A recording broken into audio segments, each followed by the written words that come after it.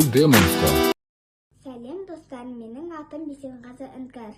Мен нөмір 6 мектептің 0А сыныбында оқимын. Жетекшім Рахимбекова Жазира Дулатқызы.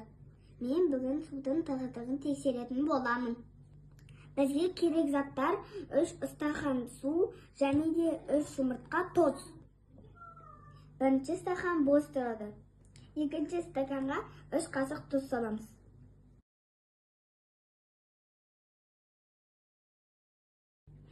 Енді үшінші стаканға 10 қасық тұз саламыз.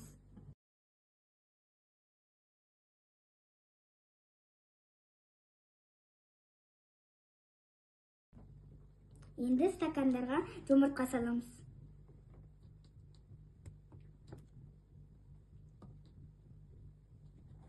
Көріп тұрғандарыңыздай, бірінші стаканда жұмыртқа батып кетті, екіншісінде қалып тұр, үшіншісінде батпады. Біз бұл тәжірибеден судың тығыздығын байқадық. Сау болыңыздар.